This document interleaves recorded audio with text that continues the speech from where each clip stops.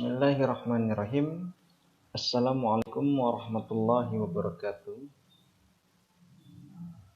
Jumpa lagi bersama Bapak dalam mata pelajaran Pendidikan Agama Islam dan Budi Pekerti. Baiklah anak-anak, hari ini kita akan mempelajari atau membahas materi pada bab 1 mengenai taat pada aturan, kompetisi dalam kebaikan, dan etos kerja atau kerja keras. Sebelum kita masuk pada materi tersebut, ada baiknya kita buka terlebih dahulu pembelajaran hari ini dengan sama-sama melafalkan basmalah. Bismillahirrahmanirrahim. Kemudian Bapak akan memperkenalkan terlebih dahulu kepada kalian apa-apa saja yang akan kita bahas dalam materi ini. Sebelum kita membahas materi ini, Bapak akan memberitahu kepada kalian terlebih dahulu kompetensi dasar pada materi bab 1 kita ini. Yang pertama yaitu KD 3.1 mengenai menganalisis makna Quran Surat Al-Ma'idah ayat 48, Quran Surat An-Nisa ayat 59, dan Quran Surat At-Taubah ayat 105, serta hadis tentang taat, kompetisi dalam kebaikan, dan etos kerja. Kemudian KD 4.1.1 yaitu membaca Quran Surat An-Nisa ayat 59, Quran Surat Al-Ma'idah ayat 48, dan Quran Surat At-Taubah ayat 105. Sesuai dengan kaidah tajwid dan makharijul huruf. Kemudian 4.1.2 mendemonstrasikan hafalan Quran Surat An-Nisa ayat 59, Quran Surat Al-Ma'idah ayat 48, dan At-Taubah ayat 105 dengan lancar. Selanjutnya 4.1.3 menyajikan keterkaitan antara perintah berkompetisi dalam kebaikan dengan kepatuhan terhadap ketentuan Allah sesuai dengan pesan Quran Surat Al-Ma'idah ayat 48, Quran Surat An-Nisa ayat 59, dan At-Taubah ayat 105. Itulah keempat KD pada mata pelajaran kita pada hari ini. Selanjutnya yaitu tujuan pembelajaran kita. Ada 5 di sini. Yang pertama, mampu membaca Quran Surat An-Nisa ayat 59, Quran Surat Al-Ma'idah ayat 48, dan Quran Surat At-Taubah ayat 105, sesuai dengan kaidah tajwid dan makharijul huruf. Yang kedua, mampu menjelaskan makna isi Quran Surat An-Nisa ayat 59, Quran Surat Al-Ma'idah ayat 48, dan Quran Surat At-Taubah ayat 105. Sesuai dengan kaidah tajwid dan makharijul huruf. Yang ketiga, mampu menampilkan contoh perilaku taat, kompetitif dalam kebaikan, dan kerja keras berdasarkan Quran Surat An-Nisa ayat 59, Quran Surat Al-Ma'idah ayat 48, dan Quran Surat At-Taubah ayat 105. Yang keempat, mampu mendemonstrasikan hafalan Quran Surat Al-Ma'idah ayat 48, An-Nisa ayat 59, dan At-Taubah ayat 105 dengan fasih dan lancar. Dan yang terakhir, mampu menyajikan keterkaitan antara perintah berkompetisi dalam kebaikan dengan kepatuhan terhadap ketentuan Allah sesuai dengan pesan Quran Surat Al-Ma'idah ayat 48, An-Nisa ayat 59, dan At-Taubah ayat 105. Selanjutnya yaitu penilaian. Di sini Bapak akan menilai kalian dalam 3 aspek, yaitu aspek pengetahuan, keterampilan, dan sikap. Pada aspek pengetahuan, penilaian tersebut berupa resum pada materi ajar hari ini. Yang kedua, pada penilaian keterampilan, yaitu Bapak akan menilai kalian dalam membaca dan menghafal ayat Al-Quran. Dan yang ketiga, yaitu penilaian berupa sikap. Di sini Bapak akan mengawasi ketertiban kalian dalam proses daring. Itu ketiga hal ini adalah penilaian yang akan Bapak ambil pada materi kita hari ini. Selanjutnya kita akan masuk pada materi bab 1 mengenai taat kepada aturan, perilaku kompetitif dalam kebaikan dan kerja keras. Nah, di sini ada peta konsep pada mata pelajaran ini. Ada 1, 2, 3, 4, 5, 6. Ada 6 peta konsep yang akan kita pelajari pada materi ini. Yang pertama, memahami makna perintah Allah Subhanahu wa taala dalam Quran surat Al-Maidah ayat 48, Quran surat An-Nisa ayat 59 dan At-Taubah ayat 105 dan hadis tentang taat pada aturan, kompetisi dalam kebaikan dan etos kerja atau kerja keras.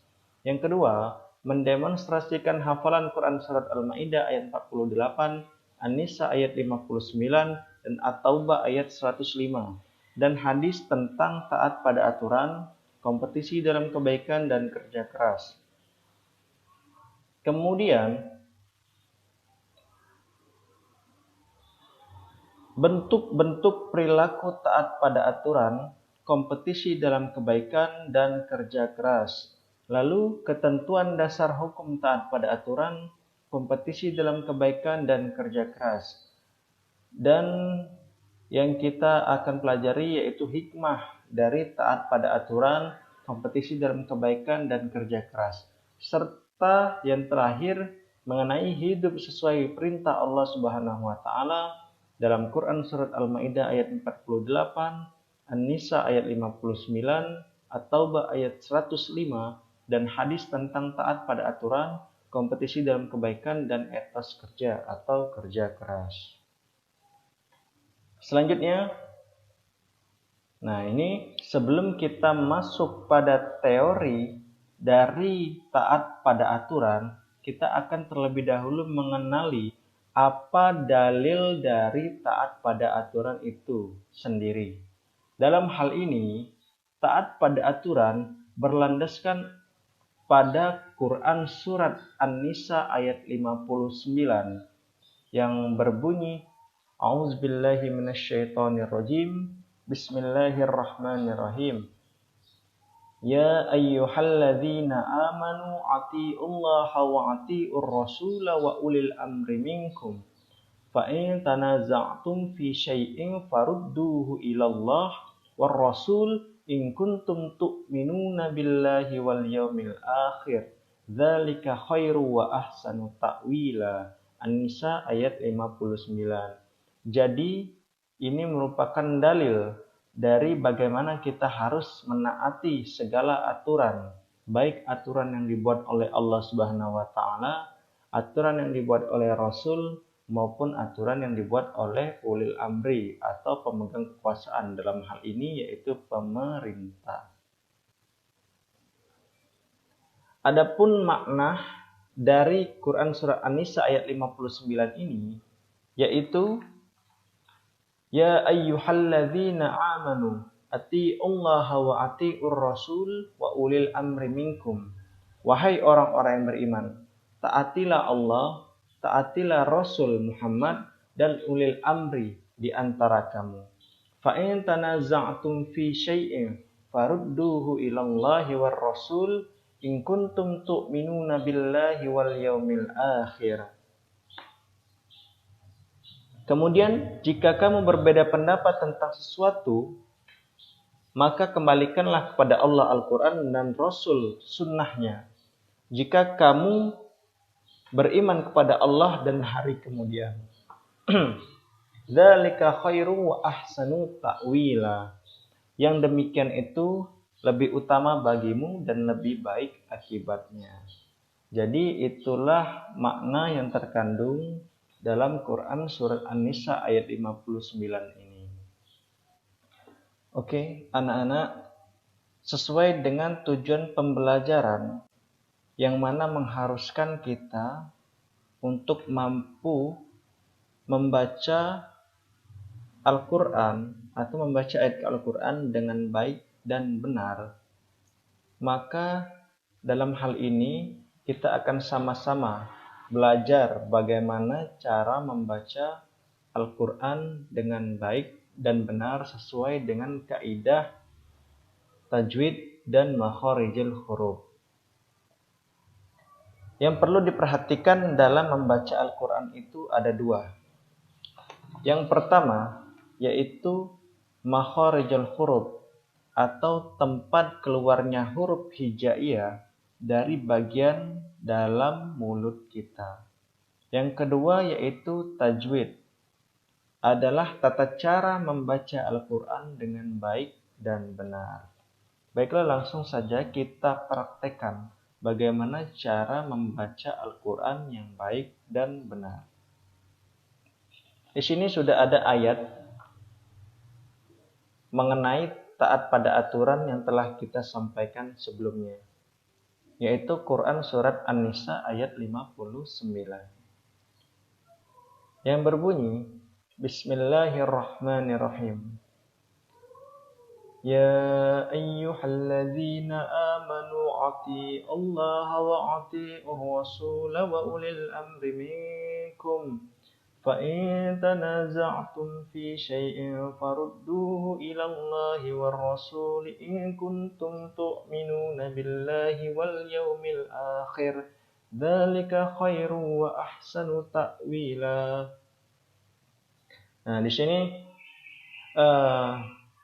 dalam membaca ayat ini kita harus mengetahui makharijul huruf dan tajwid yang benar. Ya ayyuhalladzina amanu ati'ullaha wa ati'ur rasul. Di sini dalam membaca ya ayyuhalladzi, halladzi ini za-nya itu dibaca za, bukan za. Jadi makharijul huruf za itu ada dua. Yang pertama za biasa, dan yang kedua za, di mana lidah kita seakan-akan digigit di mulut gitu. Jadi terdengar seperti za. Lidah kita seakan-akan digigit. Yang kemudian amanu wa ati. Jadi to di sini dibaca ti. Ati. Nah, ati. Bukan ti ya. Nah, jadi untuk membedakan antara to dan ta itu dari segi makharijul hurufnya. Dimana kalau ta dibaca ti, kalau to dibaca ti. Nah, ti. Nah, jadi itu perbedaan antara ta dan to. Kemudian di sini ada hukum tajwid, yaitu wa'ati'ur rasul wa ulil amri minkum. Ati'ur rasul wa ulil amri minkum. Minkum, nun mati ketemu huruf kaf, dibaca dengung karena ini merupakan hukum bacaan tajwid ikfa. Ikfa itu pengertiannya samar-samar atau dengung. Jadi ketika kita membaca ikfa, maka huruf atau bacaan tersebut didengungkan. Jadi bacaannya wa ati'ur rasul wa ulil amri minkum. Nah, di sini ada dengung. Kemudian fa in tanaza'tum. Nah, ini nun mati ketemu ta, sama halnya yaitu ikfa, dibaca dengung atau samar-samar. Fi syai'in farudduhu ilallah. Syai. Jadi dalam makharijul huruf sa itu ada 3. Yang pertama sa biasa, yang kedua sa sama seperti za tadi, lidahnya digigit. Yang ketiga sa besar yaitu sya. Nah, di sini fi syai'in farudduhu ilallah. Nah, jadi di sini ada juga ikfa. Di sini ada ikfa. Ilallahi war rasul in kuntum. Nah, ini ikfa lagi. Kuntum ikfanya 2. Tu'minun. Nah, ini tu'minun dibaca tu, bukan to. Kalau to, maka dia akan berbeda pengertiannya. Karena ini adalah hamzah, maka dibaca tu, bukan to. Selanjutnya billahi wal yaumil akhir. Kho di sini dibaca khair ya, bukan dibaca hir. Itu yang membedakan antara huruf hijaiyah kho dan ha atau ha. Kemudian dzalika khairu wa ahsanu ta'wila. Nah, itulah bacaan makharijul huruf maupun kaidah tajwid dalam Quran surat An-Nisa ayat 59. Maka ketika kita ulang bacaannya akan berbunyi A'udzubillahi minasyaitonirrajim. Bismillahirrahmanirrahim. Ya ayyuhalladzina amanu atii'ullaha wa atii'ur rasula wa ulil amri minkum. فَإِن تَنَازَعْتُمْ فِي شَيْءٍ فَرُدُّوهُ إِلَى اللَّهِ وَالرَّسُولِ إِن كُنتُمْ تُؤْمِنُونَ بِاللَّهِ وَالْيَوْمِ الْآخِرِ ذَلِكَ خَيْرٌ وَأَحْسَنُ تَأْوِيلًا. Di sini hanya ha kecil, bukan ha besar. Jadi dibaca bukan gitu. Nah, itulah singkatnya mengenai cara membaca Al-Quran, ayat Al-Quran yang baik dan yang benar, disesuaikan dengan bagaimana kita mengetahui makharijul huruf dan kaidah tajwid dalam membaca Al-Quran. Kemudian setelah kita mampu membaca Al-Quran yang baik dan yang benar, maka kita akan langsung masuk pada materi hari ini atau masuk pada teori mengenai taat pada aturan itu sendiri. Di sini kita akan membahas materi tersebut.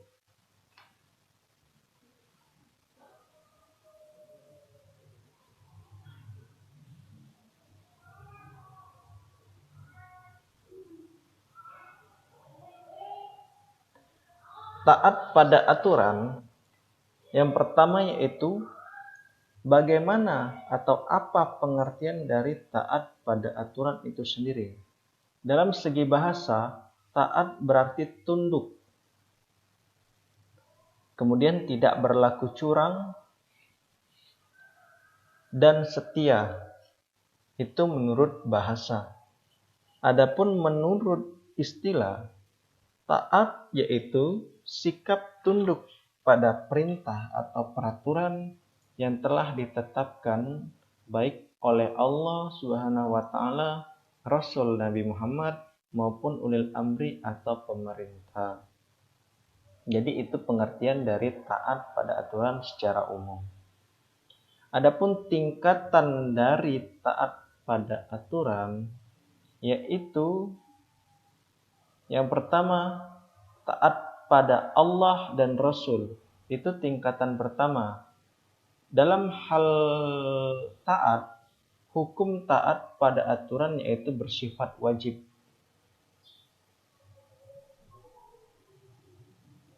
Wajib di sini terbagi menjadi 2, wajib mutlak dan wajib tidak mutlak.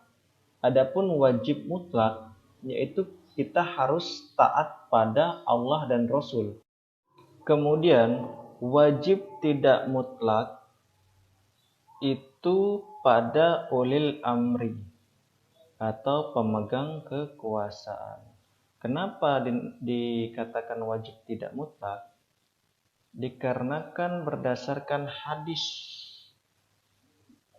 Rasulullah Shallallahu Alaihi Wasallam yang berbunyi, An Ali radhiyallahu anhu, annan nabiyya sallallahu alaihi wasallam qala la ta'atan fi ma'siyat, innamat ta'atu fil ma'ruf, rawahul Bukhari. Nah, maksud atau isi kandungan dari hadis tersebut yaitu jika ulil amri tersebut memerintahkan berbuat maksiat, maka tidak ada kewajiban bagi kita untuk menaati aturan tersebut dan wajib untuk kita tolak. Inilah sebab taat pada aturan dari ulil amri atau pemegang kekuasaan itu bersifat wajib, tidak mutlak. Nah, maka tadi sudah disampaikan bahwasannya hukum dari taat pada aturan itu terbagi menjadi dua, yaitu wajib mutlak dan wajib tidak mutlak. Adapun wajib mutlak itu pada Allah dan Rasul, dan wajib tidak mutlak itu ada pada ulil amri atau pemegang kekuasaan. Adapun pemegang kekuasaan di sini bukan hanya meliputi pemerintah saja, bisa juga meliputi pemerintah daerah maupun dalam hal skala kecil yaitu keluarga.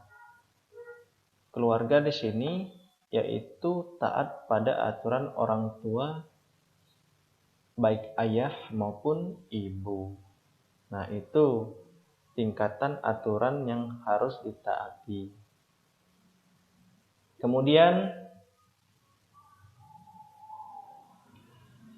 di sini bentuk perilaku taat pada aturan itu terbagi menjadi 3. Yang pertama itu bentuk perilaku taat di rumah.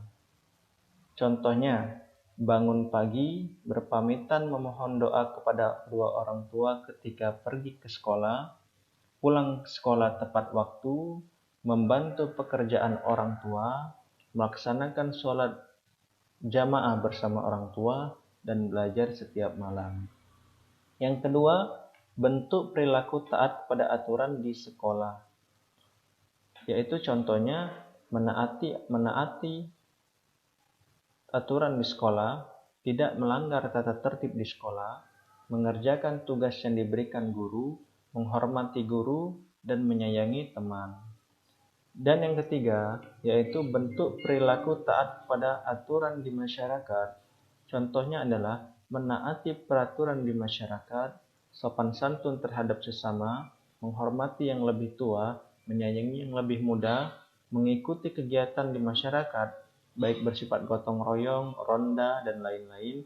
Dan yang terakhir, menjaga kebersihan, keamanan, dan kenyamanan lingkungan. Itulah ketiga bentuk perilaku taat kepada aturan, baik di rumah, di sekolah, maupun di masyarakat.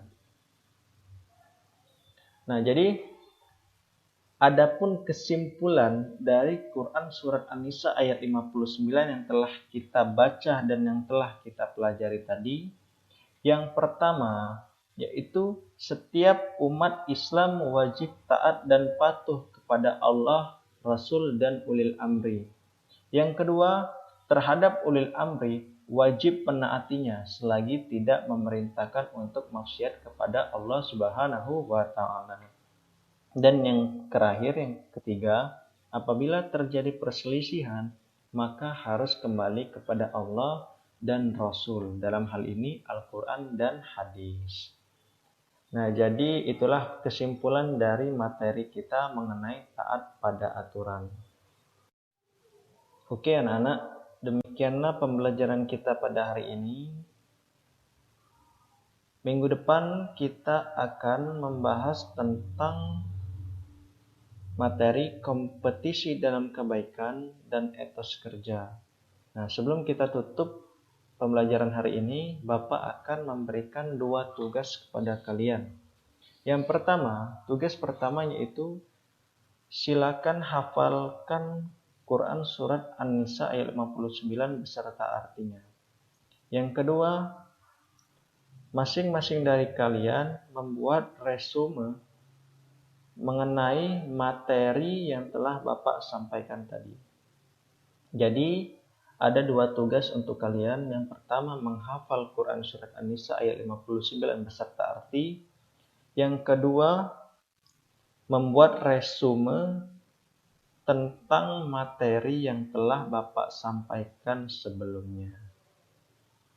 Oke, itulah kedua tugas untuk kalian.